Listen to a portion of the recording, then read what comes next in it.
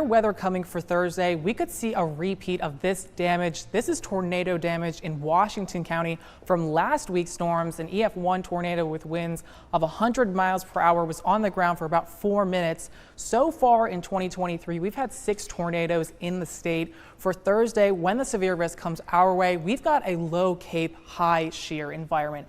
Let me show you what that really means. So we've got our cumulonimbus clouds that we're rolling through for Thursday, our storm clouds, and the low Cape meaning that we have low energy in the atmosphere for severe storms, but high shear.